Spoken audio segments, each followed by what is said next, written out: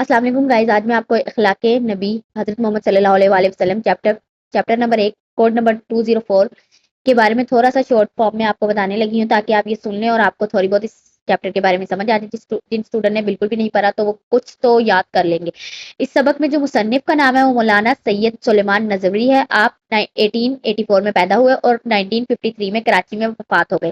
آپ جدید عالم دین اور سیرت نگار تھے۔ مولانا نظوی کی تحریروں میں رسول اللہ سے والہانہ محبت جھلکتی ہے، یہی محبت اس مضمون میں بھی نمایاں ہے۔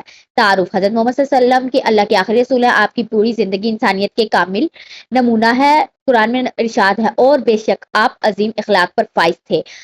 آپ نے اپنے اخلاق و کردار سے دنیا کو امن، محبت، عدل اور رحم کا پیغام دیا۔ گھریلو زندگی میں اخلاق، یہ آپ نے ایک قسم کی ہیڈنگ بنا لینی حضرت ختیجہ کے ساتھ۔ حضرت ختیجہ 15 سال تک نکاح کے بعد آپ کے ساتھ رہی۔ جب پہلی وحی آئی تو سب سے پہلے آپ کو تسلی دی، کہا آپ کو ضائع نہیں کرے گا اللہ تعالیٰ۔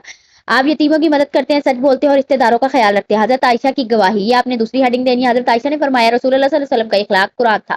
آپ نرم دل، سادہ مزاج اور سب سے بہتر شوہر تھے۔ پھر آپ نے تیسری ہیڈنگ دینی ہے، حضرت فاطمہ اور سونے کا ہار۔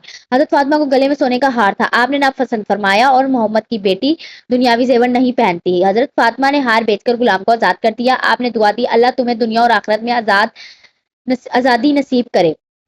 اب آپ نے ہیڈنگ دینی ہے، عبادت اور محبت الہی۔ آپ تہجد کی نماز کبھی نہیں چھوڑتے تھے، رات بھر عبادت کرتے، حتیٰ کہ پاؤں سوج جاتے، اور فرماتے، میری آنکھوں کی ٹھنڈک نماز ہے۔ آپ کی نماز محبت الہی اور عاجزی کا بہترین نمونہ ہے۔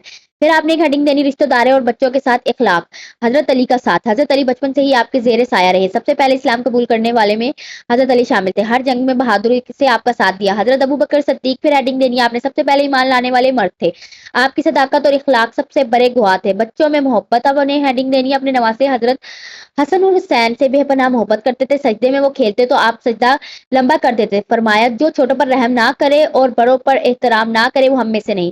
ٹھیک ہے، اب غزوات آپ نے ایک ہیڈنگ دے دینی، غزوہ بدر 2 ہجری اسلام کی پہلی بڑی جنگ تھی۔ قیدیوں کو کھانا کھلایا، خود بھوکے رہے، فرمایا قیدیوں کے ساتھ اچھا سلوک کرو۔ غزوہ احد اب آپ نے ایک ہیڈنگ بنا دینی، زخمی ہوئے مگر بد دعا نہ دی، فرمایا اے اللہ میری قوم کو ہدایت دے، یہ نہیں جانتے۔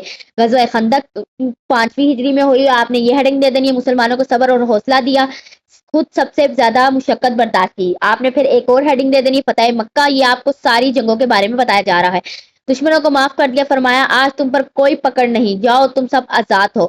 پھر آپ نے ہیڈنگ دے دینی، دشمنوں کے ساتھ عفو درگزر۔ طائف والوں نے پتھر مارے مگر بد دعا نہیں کی، کبھی بھی دعا کی ہے اللہ ان کی نسل سے ایسے لوگ پیدا فرما جو تجھے مانے۔